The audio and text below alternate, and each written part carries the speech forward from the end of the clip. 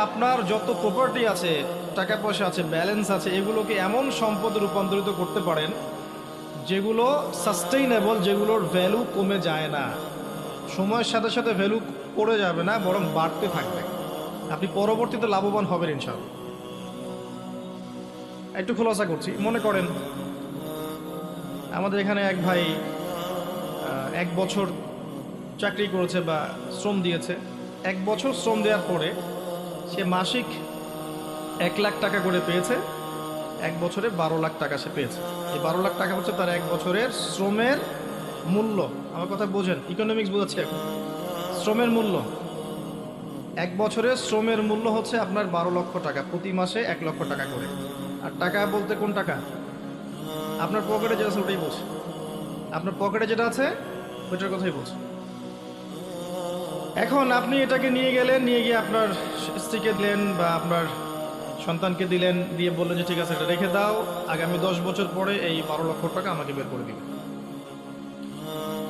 এখন আপনি 12 লক্ষ টাকা দিয়ে মাশাআল্লাহ কি করতে পারবেন? 12 লক্ষ টাকা দিয়ে আপনি মনে হয় ধরেন 1 শতক জমির দাম 3 লক্ষ টাকা, কথার কথা বলছি, আপনি 4 শতক জমি কিনতে পারবেন এখন 12 লক্ষ টাকা দিয়ে, ঠিক আছে?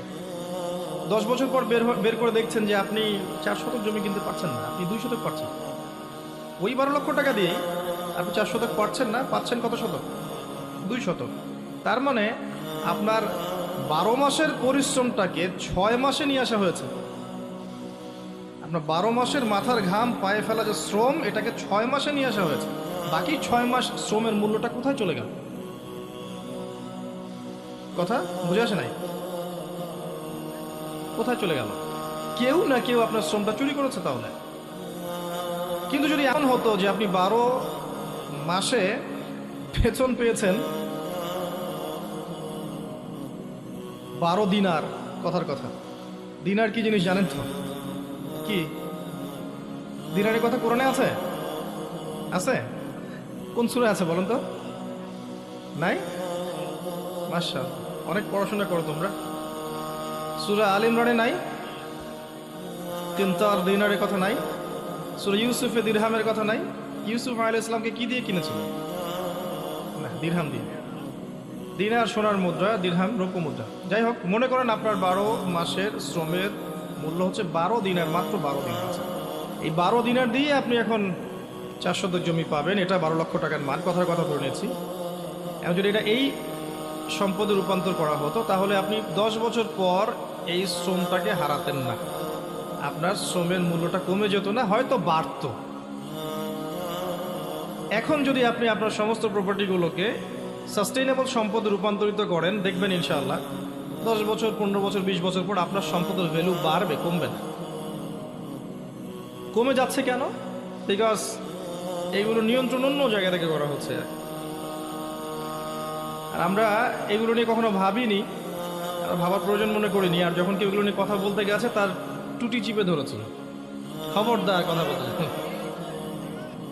কিছু করার নেই, মানে আমি জানি এসব বলেও খুব বেশি লাভ হচ্ছে এমন নয়, বা লাভ হবে এমনও নয়। তবে আমি বিশ্বাস করি ঈসা ইবনে মারিয়াম যখন আসবেন তিনি ডলার দিয়ে কেনাবেচা করবেন না, আমি এটা বিশ্বাস করি। ঈসা ইবনে মারিয়াম যখন আসবেন তিনি তখন ইউনাইটেড নেশনসের কাছে গিয়ে বলবেন না আমাকে একটা স্টেটের নমিনেশন বলবে, জাতিসংঘের কাছে সদস্যপদ চাবে ঈসা মারিয়াম, ইমামুল মাহদি। আরও সমস্যা আছে। এই যে আপনি সম্পদটা হারালেন, এর উপর আবার সুদের অভিশাপ আছে। এখন ওই যে 6 মাসের শ্রম, এটাকে আবার আপনার সুদের ইয়ে দিয়ে, সুদের হারে আপনাকে শোধ করতে হচ্ছে। এমনিই তো আপনার রক্ত চোষা হয়েছে, আরও রক্ত ডাবল চোষা হয়ে গেল। এই কারণে দেখবেন পৃথিবীর একটা অংশ দিন দিন ধনী হচ্ছে। ওদের দিকে তাকিয়ে দেখেন, পশ্চিমা সভ্যতার দিকে তাকান, ইসরায়েল বেশ সভ্যতার দিকে তাকিয়ে দেখেন, ওরা দিন দিন ধনী হচ্ছে এবং পৃথিবীর আরেকটা অংশ দিন দিন প্রভার্টি এবং ডেস্টিটিউশনের দিকে যাচ্ছে। এটাই হচ্ছে আখিরুজ্জামান। যখন সত্যবাদীকে বলা হবে মিথ্যাবাদী, আর মিথ্যাবাদীকে বলা হবে পরম সত্যবাদী। আমানতদারকে বলা হবে খেয়ানতকারী, খেয়ানতকারীকে বলা হবে পরম আমানতদার।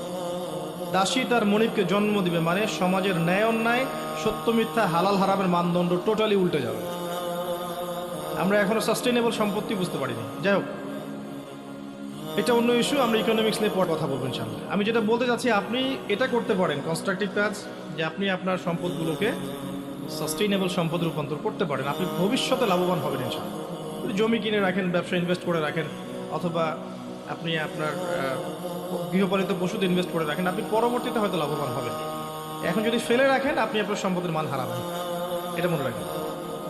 এবং মান হারানোর মানে হচ্ছে আপনার শ্রম চলে যাওয়া, আপনার মাথার ঘাম পায়ে ফেলা শ্রম চলে যাওয়া। আপনাকে যদি আমি এখন বলি যে ভাই আপনি আমার ফার্মে 1 মাস কাজ করবেন, আমি কোনো পারিশ্রমিক দিব না, আপনি করবেন? কিন্তু আপনি এটা করছেন, এখন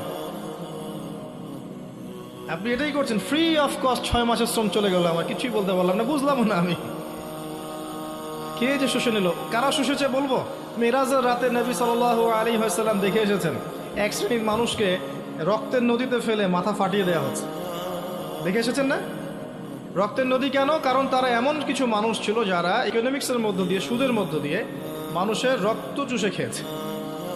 এই জন্য পরকালে ওদেরকে রক্তের নদীতে ফেলে শাস্তি দেওয়া হচ্ছে। নবী সাল্লাল্লাহু আলাইহি ওয়াসাল্লাম এটাও বলেছেন যে 4 শ্রেণীর মানুষকে আমি সমানভাবে অভিশপ্ত করলাম। এক শ্রেণী যে সুদ খায়, দ্বিতীয় শ্রেণী যে সুদ দেয়, তৃতীয় শ্রেণী যে সুদের সাক্ষী থাকে, 4 নম্বর যে লিখে রাখে। তাই এত পড়াশোনা করে একটা সুদের জবের জন্য এত ব্যস্ত হয়ে উঠলেন কেন, বুঝতে পারলাম না। এত পড়াশোনা করে এই 4 শ্রেণী অভিশপ্ত 4 শ্রেণীর অন্তর্ভুক্ত হওয়ার জন্য এত ব্যস্ত হয়ে উঠলেন কেন, আমরা বুঝতে পারলাম না। যুব সমাজকে আল্লাহ পাক হেদায়েত দান করুন, হালাল রিজিকের মধ্যে রাখুন, আল্লাহুম্মা আমিন। আর কি করতে পারেন? কনস্ট্রাকটিভ কাজ। কনস্ট্রাকটিভ কাজ হচ্ছে আপনার, আল্লাহ আপনাকে কিছু প্রতিভা দিয়েছেন। কেউ হয়তো বলতে পারে, কেউ হয়তো লিখতে পারে, কেউ হয়তো অ্যাসোসিয়েট করতে পারে, কেউ এই যে সংগঠন করেছেন ব্লাড ডোনেটিং ক্লাব, এরকম কিছু করতে পারে।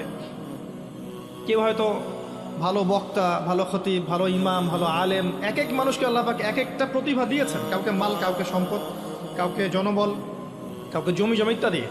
আপনাকে আল্লাহ পাক যা দিয়েছেন এই প্রতিভাটাকে আগে খুঁজে বের করেন এবং আপনার প্রতিভাটাকে আপনি আল্লাহর দ্বীনের প্রতিষ্ঠার কাজে ব্যয় করেন। বলতে পারলে একটু বলেন, হক কথা একটু বলেন, সৎ কাজের আদেশ করেন, অসৎ কাজে নিষেধ করেন। যদি লিখতে পারেন 2টা কলাম লিখেন। যদি আপনি জমি থাকে একটা ভালো প্রতিষ্ঠান করেন, মাদ্রাসা করেন, একটা মক্তব করেন, কনস্ট্রাকটিভ একটা সিলেবাস লঞ্চ করে একটা ইনস্টিটিউশন দাঁড় করান, দেওবন্দের মতো যেটা, বা মদিনার মতো, বা মিশরের আল আজহারের মতো কিছু একটা করেন। হয়তো আপনি অ্যাসোসিয়েট করতে পারেন, এমন একটা সামাজিক সংগঠন গড়ে তোলেন যেটা হয়তো মানুষের মাঝখানে ভালো মানবতার কল্যাণে কাজ করবে। এরকম কিছু করেন, কিছু করেন দিনের জন্য, যাতে দিনটা এগিয়ে যায়। মহিলাদেরকে নিয়ে একটু কাজ করেন, এতিমদের প্রজেক্ট করেন, মহিলাদের জন্য সেলাই শেখানো বা কর্মসংস্থানে কোনো কাজ করেন, মহিলাদের তালিমিয়াতের ব্যবস্থা করেন, ওদের জন্য আলাদা প্রতিষ্ঠান গড়ে তোলেন, আলাদা কিছু করেন। মানে এমন কিছু করেন যেটাকে নিয়ে অ্যাটলিস্ট আমরা যেন নবী সাল্লাল্লাহু আলাইহি ওয়াসাল্লামের সামনে যখন দাঁড়াবো হাউজে কাউসারে, তখন যেন বলতে পারি যে ইয়া রাসূলুল্লাহ, আপনার দিনের জন্য এতটুকু করে এসেছে। আল্লাহর সামনে যখন দাঁড়াবো তখন যেন বলতে পারি, হে আল্লাহ, তোমার দিনের জন্য এতটুকু করে এসেছে। এই হচ্ছে কনস্ট্রাকটিভ কিছু কাজ। শুধু আবার বলছি, আবেগ দিয়ে শো ডাউন করে জনগণের পাওয়ার দিয়ে, ইকোনমিক পাওয়ার দিয়ে ইসলামের বিজয় সম্ভব। প্রয়োজন শেকড় থেকে কনস্ট্রাকটিভ কাজ করা। প্রচুর পড়াশোনা করেন, জানা অনুযায়ী আমল করেন, রাসূল সাল্লাল্লাহু আলাইহি ওয়াসাল্লামের সুন্নাহ ফলো করেন, হালাল রিজিক খান, আদর্শ পরিবার গঠন করেন, সন্তানদেরকে ইসলামিক তারবিয়াত দিয়ে বড় করে তোলেন, আগামী প্রজন্ম করে তোলেন, ছোট ছোট প্রজেক্ট লঞ্চ করেন। আপনাকে যে আল্লাহ পাক প্রতিভা দিয়েছেন, এই প্রতিভা দিয়ে দিনের খেদমত করেন। পারবেন না ইনশাআল্লাহ? আল্লাহ পাক আমাদের সবাইকে তৌফিক এনায়েত করুন, আল্লাহুম্মা আমিন।